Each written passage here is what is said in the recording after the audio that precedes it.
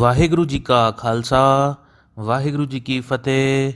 संसार में आपने बहुत तरीके की अलग अलग रस्मों वाली शादियां देखी होंगी, पर एक सिख मैरिज जिसे आनंद कारज कहा जाता है, अपने आप में दूसरी सभी मर्यादाओं से अलग और प्रेम रंग में रंग देने वाली है। इस आनंद कारज में चार लावा या फेरे प्रत्यक्ष गुरु ग्रंथ साहिब जी को साक्षी मानकर लिए जाते हैं। ये चार लावा या फेरे असल में आत्मा को परमात्मा से मिलने की चार आत्मिक अवस्था की स्टेजेस को बयां करती हैं।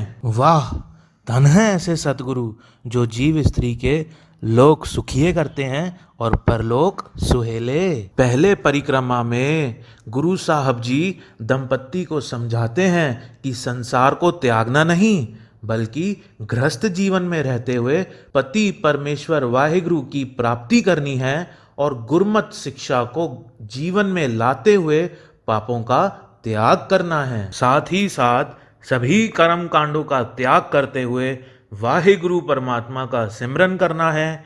यही सच्चा और सबसे ऊंचा धर्म है। संसारिक और परमार्थ के सभी कार्यों में सतगुरु गुरु नानक देव जी का ही ओट आसरा लेना है।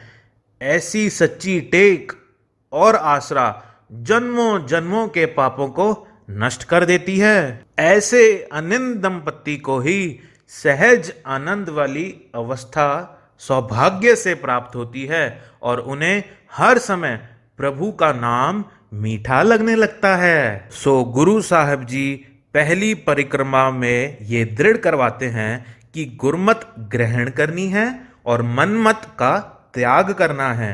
इसी तरह अपने इष्ट श्री गुरु ग्रंथ साहिब जी की परिक्रमा लेते हुए पहली लाव संपूर्ण होती है। दूसरी लाव में गुरु रामदास जी जीव स्त्री को गुरु महापुरुष से मिला देते हैं, जिसके कारण वह निर्भय हो जाती है और उसके मन से अहंकार की मैल धुल जाती है। इसी के साथ दूसरी लाव को पूरा करते हुए गुरु जी ने आत्मिक अवस्था के दूसरे स्टेप को दर्शाया है, जिसमें अनहद शब्द बजते हैं।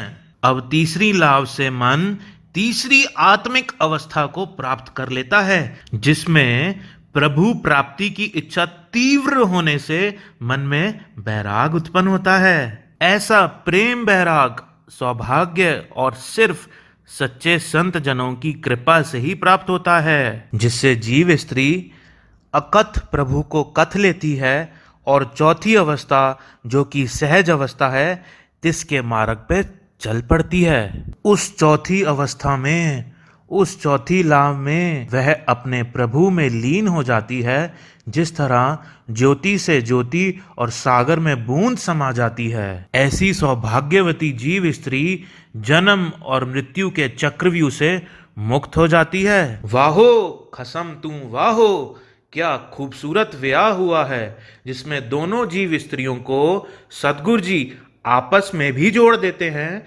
साथ ही साथ दोनों को मिलके भक्ति जीवन व्यतीत करने की भी शिक्षा देते हैं। इस आनंद कारज में तो सच्चे खसम से ही मेल मिलाप हुआ, पर हमारी शादियों में दूर दूर तक भक्ति का एक अंश भी दिखाई नहीं पड़ता दोस्तों। इसके विपरीत नाच गाने डीजे पार्टी हमारे मन में विकार पैदा करती हैं और प्रभु पति परमेश्वर से विछोड़े का कारण बनती हैं। इसीलिए सच्ची सुहागन वो है जो हुक्म रजाई चलते हुए हर कार विहार में गुरबाणी अनुसार चले। वाहिगुरु जी का खालसा, वाहिगुरु जी की फतेह।